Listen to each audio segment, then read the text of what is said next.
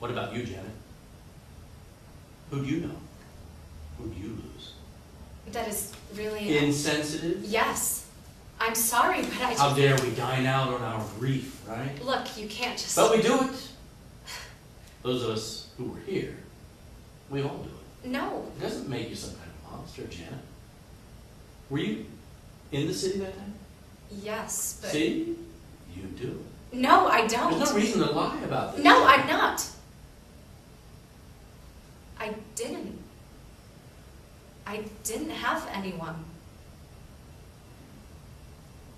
I'd walk by all those people down in Union Square looking at the handmade signs. Have you seen so-and-so and so-and-so? And I swear everyone knew someone.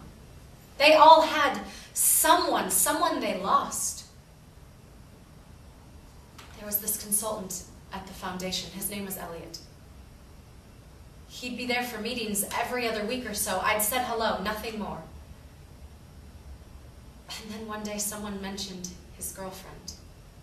How she'd worked for Morgan Stanley in the North Tower. Had tried to call him, but the next time I saw him, I couldn't help it. I just mentioned this. He looked away. Didn't say anything. I felt so stupid. I didn't know this guy at all, really. I mean, I didn't know this guy at all, really.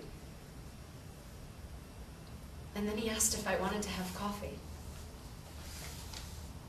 It was nice. He talked about her, how much he missed her. I guess it was good for him to do that. We made kind of a regular date of it, coffee or a drink whenever he had business in the building. And it started to get a little more personal, more intimate. And I told him, he knew I was engaged. I told him about Adam and me. But he said he just really liked spending time with me, and not since he'd lost his girlfriend had he felt so, you know. And then I had this thought. It just hit me. He made her up.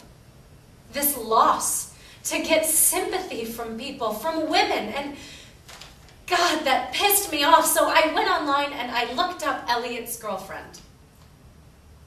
And she was there. She was right there, her name and age, just like he told me. And all of a sudden, I had this feeling. I wanted to tell Adam, tell my friends, and I know, I don't care how this sounds, wanted to tell people about Elliot and me. About the girlfriend he lost and the conversations we had. And the next time I saw him, we were at this bar in a back booth, and he tried to kiss me. He finally tried to kiss me. I'd wanted him to for weeks. Just a kiss. Just that much. But when he finally did, I was disgusted. I wanted to be sick. Because I had no feelings for this guy at all. I mean, I would have never given him the fucking time of day, except for the fact that he knew someone. And now I finally knew someone. Someone who'd been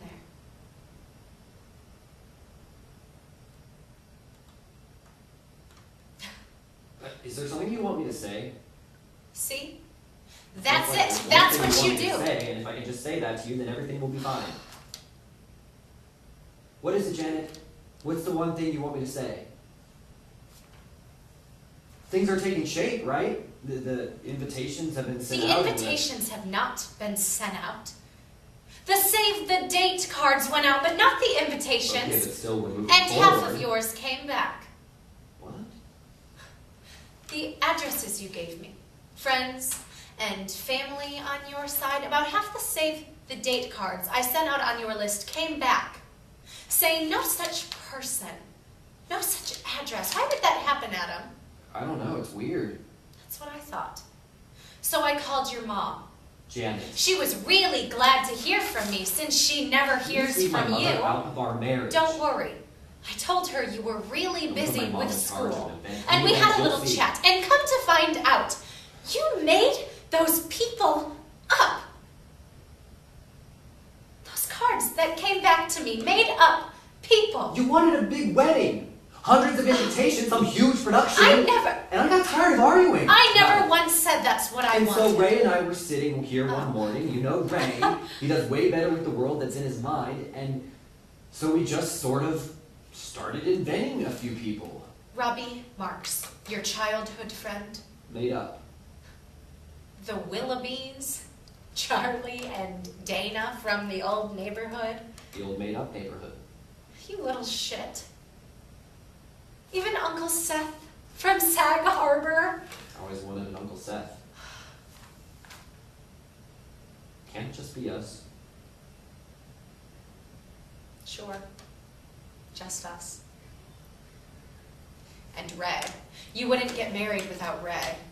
Ray believes marriage is a global conspiracy engineered by the same people who brought us barcodes and daylight savings time. How do those have anything to do with each other? You'll have to ask the expert.